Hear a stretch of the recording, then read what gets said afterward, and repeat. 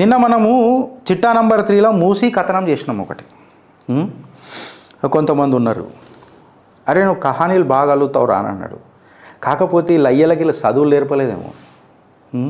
సంకనాకే కమెంట్లు పెడతారు, సబ్జెక్టివ్ కమెంట్లు పెట్టారు. సబ్జెక్టివ్ కమెంట్లు రాకపోతే ఇక నాకు గిట్లనే వస్తాయి. ఓడు పెడతాడు, నువ్వు ఒలిచిటలో పుట్టినావురా అంటాడు. మీ అయ్యని అడుగు చెప్తాడు నేను ఎడ కూర్చున్నావు మళ్ళీ. చిల్లర కమెంట్లు.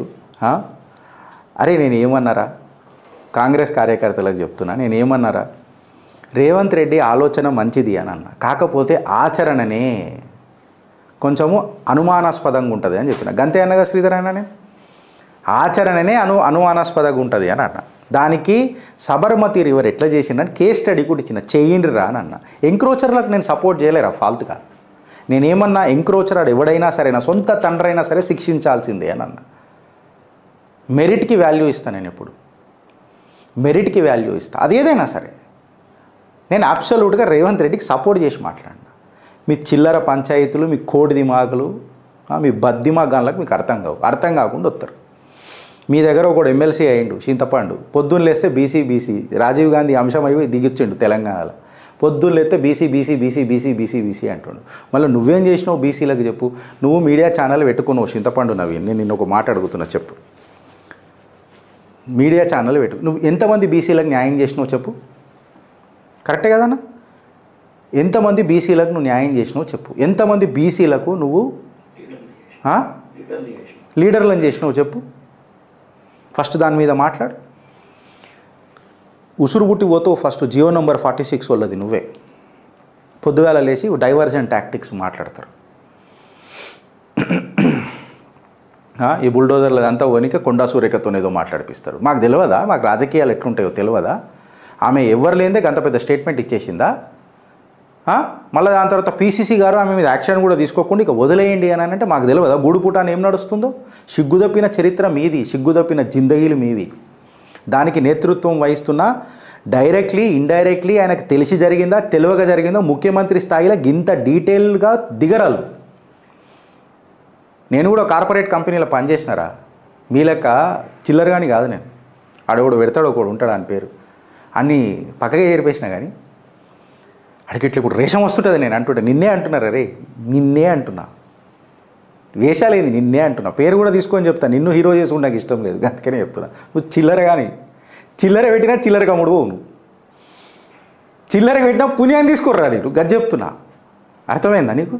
సో నేను ఇండివిజువల్గా మాట్లాడతలే, నేను రెస్పెక్ట్ ఇచ్చి మాట్లాడుతున్నా ముఖ్యమంత్రికి. ఆయన చేస్తున్నది కరెక్ట్ అని చెప్తున్నా.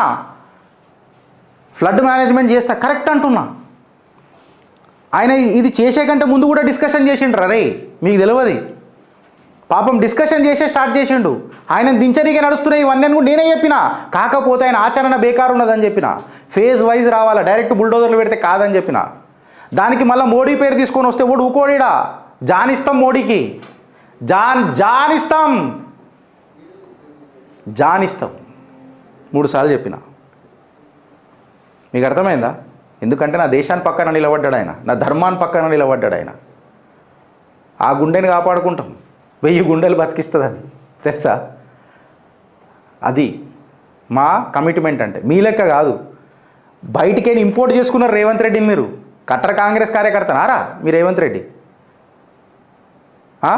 ఆయనకు నిష్ఠున్నది ఇంకా కాంగ్రెస్ పార్టీ మీద. ఆయన మూతబరీలు ఉన్నాడు, ఇలా అన్నీ చెప్పి చేయాలి నా ఇళ్ళకి అంటుండు. సో ఇక నేను కట్ చేసి ఇప్పుడు డైరెక్ట్ టాపిక్లోకి పోతున్నా. రేవంత్ అన్న మూసీ మీద చేస్తున్నారు, హైడ్రా మీద చేస్తున్నారు, అంత మంచిగుందే.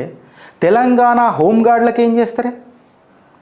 ఒక హోంగార్డు మొన్న మీ హైడ్రా జరుగుతున్నప్పుడు పాపము దెబ్బ తాకింది ఆయనకు. మీ కలెక్టర్ కూడా పోయింది. ఇక్కడ చిన్నగా పెట్టిన ఫోటో పోయినరు.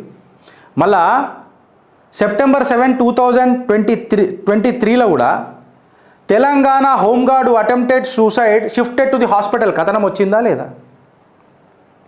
తెలంగాణ హోంగార్డ్స్ పైన లాఠీ చార్జ్ కేసీఆర్ ప్రభుత్వం చేసిందా లేదా? హోంగార్డ్ సూసైడ్ అనేది గవర్నమెంట్ మర్డర్ అని చెప్పి మాట్లాడింది రేవంత్ రెడ్డా కాదా? వాళ్ళకు బేరు మినిమం వసతులు కల్పించాలని మాట్లాడింది రేవంత్ రెడ్డా కాదా? సెప్టెంబర్ 8, 2023 PCC అధ్యక్షుడు లెక్క అనుముల రేవంత్ రెడ్డి గారు గర్జించి గర్వించి హోంగార్డుల తరఫున నిలబడి మాట్లాడిన మాట ఎందుకు మర్చిపోయినావు అని అడుగుతున్నా. హోంగార్డులు మనుషులు కాదా? కానిస్టేబుల్ లేకపోయినప్పుడు కంప్లీట్గా హోంగార్డులే ఉండే కదా. ఆ హోంగార్డుల చరిత్ర మర్చిపోయినవా? వాళ్ళకు నెలలో ఎన్ని రోజులు ఆఫ్ ఇస్తారు? నెలకు ఒక్క రోజన్నా ఆఫ్ ఇస్తారా? వాళ్ళు 8 గంటలు పనిచేస్తుర్రా, 16 గంటలు పనిచేస్తుండ్రా? వాళ్ళని రెగ్యులరైజ్ ఎందుకు చేస్తలేరు? ఎం రవీందర్ ఏదైతే ట్రాఫిక్ వింగ్లా చాదరఘాట్ పోలీస్ స్టేషన్లో పనిచేస్తుండేనో 55% బర్నింగ్ ఫేస్ ఐ మీన్ ఆయన గురైండు సూసైడ్ చేసుకున్నప్పుడు. దీనికి కేసీఆర్ రెస్పాన్సిబుల్ అని చెప్పి మాజీ మన భారతీయ జనతా పార్టీ కేంద్ర మంత్రివర్యులు కిషన్ రెడ్డి గారు కూడా మాట్లాడారు. కిషన్ రెడ్డి గారు మాట్లాడుకుంటే ఏమన్నారంటే ఆయనకు టైంకి శాలరీ ఇవ్వకుండా ఆయన జీవితాన్ని జీతం కోసం గులాం చేసేటట్టు చేసిండ్రు అని చెప్పి ఆయన భావోద్వేగమై మాట్లాడిన మాటలు మీరు మర్చిపోయినరా? ఆ రోజు హోంగార్డులకు ఏం చేసిరువా? బీఆర్ఎస్ అయినా ఇలా కాంగ్రెస్ అయినా వాళ్ళతో సెక్యూరిటీ గార్డుల లెక్క పెట్టుకుంటారు, సీఎం కాన్వే పోతే నిలబెట్టిపించుకుంటారు, మీ హైడ్రాల రక్షణ కవచాల లెక్క పెట్టుకుంటారు. ఆ హైడ్రాల డ్యామేజ్ అయితే ఆయనకు నెత్తికి దెబ్బ తాకుతుంది. ముఖ్యమంత్రి వచ్చి చూడడా మళ్ళీ హోంగార్డులని? ఆయన ప్రతిష్టాత్మకమైన ప్రాజెక్ట్ కదా, కలెక్టర్లను పంపుతారా హోంగార్డులు అంటే? మళ్ళీ అలా జీవితాల మీద ఏమైనా ఆలోచించిర్రా? అలా జీతాల మీద ఏమైనా ఆలోచించిర్రా? ఇలా లేవనెత్తిన ప్రశ్నలు చిత్రగుప్తులా మీకు గుండెలలో రైళ్లు వరగడిస్తాయి.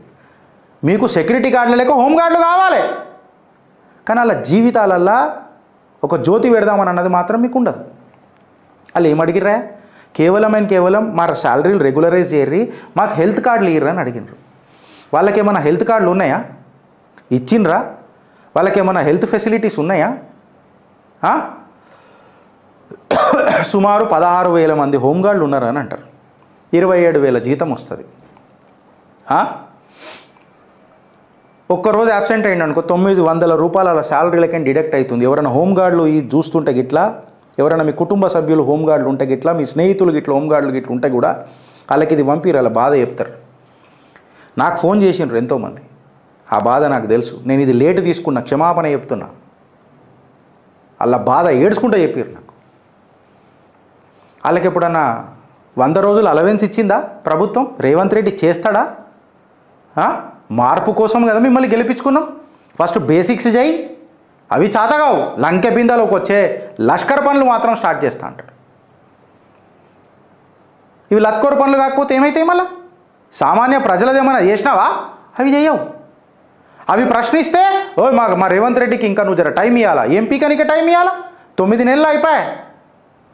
9 నెలలు అయిపోయాయి. శిశువు కూడా బయటికి వచ్చే ఉంగే అని సపోర్ట్ రావాలి కదా. మళ్ళీ సపోర్ట్ రాకపోతే పిల్లల మీద కొడతారు కదా. మళ్ళీ డాక్టర్లు లేచినాక కొడతారు కదా. కొడతారా? సపోర్ట్ రావాలి కదా. అభివృద్ధి వచ్చిందా ఏమొచ్చిందా అంటే ఏం లేదు. ఆడ శంషాబెట్టి గీక్తే ఏం లేదు. బంక చెక్కల మాటలు తప్ప ఇంకేమొస్తలేవు. ఇష్టం వచ్చినట్టు మాట్లాడు, బుల్డోర్లు పెట్టి దొక్కుతామని. ఏందది? యూనిఫామ్ అలవెన్స్ ఇచ్చిర్రా హోంగార్డులకు? డైలీ వేజ్ లేబర్ల కంటే హీనమైన స్థితి. నేను ఏమన్నా తప్పు మాట్లాడుతుంటే హోంగార్డులు చూస్తుంటే పెట్టుమని. కేసీఆర్కి టైం లేకుండే ఒక్కనాడన్నా పిలిచి మాట్లాడినావు, మళ్ళీ అది గవర్నమెంట్ హత్య అని చెప్పి మాట్లాడినావు. నేను రేవంత్ రెడ్డి గారిని అంటలేను. ప్రాబ్లం ఏందనంటే ఇప్పుడు హోమ్ మినిస్టర్ కూడా ఆయననే, అందుకే అనాల్సి వస్తుంది. నేను అన్నిటికీ సీఎం రేవంత్ రెడ్డి నానా. మీ కాంగ్రెస్లో ఎవరున్నారు? ఒక మాట అడుగుతున్నా, మీ కాంగ్రెస్లో ఎవరున్నారు? రేవంత్ రెడ్డి ముఖం పెట్టుకునే గెలిచిరు కదా. మళ్ళీ అదే సీనియర్లు అయినందుకు ఒకరిగా చూస్తున్నారు కదా. ఇక్కడ నేను మంచి చేసినప్పుడు పొగిడినా, కాకపోతే ఆయన తీసుకున్న డెసిషన్స్ కరెక్టు, దాని ఆచరణ తప్పనంటున్నా. ఇప్పుడు కూడా ఏదో మంచి చేద్దామనే డెసిషన్ తీసుకున్నాడు. మూసి మీద, హైడ్రా మీద కూడా చెరువులు కాపాడదామనే మంచి డెసిషన్ తీసుకున్నాడు. సింబా స్వప్నమైండు. నేను యాక్సెప్ట్ చేస్తున్నా, పొగుడుతున్నా. కాకపోతే వెనుకకేం పొడుస్తున్నా కూడా. ఎందుకు పొడుస్తున్నా? రాజకీయాలలో ఉన్నాం, తీపి కబుర్లు ఉండయి. ఇక్కడ నువ్వు ఆధారాలతో రా ఇంబడి. మీ 6 గ్యారెంటీలు ఏమన్నా జవాబు ఇచ్చినారా మీరు? నాకు సీఎంని కలవలేకపోయారు. No allowance, no off. హోంగార్డులు డైలీ వేజ్ లేబర్లు అయిపోయారు రాష్ట్రంలో. పాపం నలుగురికి షేర్ చేయరు ఫ్రెండ్స్, మీకే తెలుస్తుంది ఎంత నిజం మాట్లాడిందో ఇలా చిత్రగుప్త. భారత్ మాతాకి జై.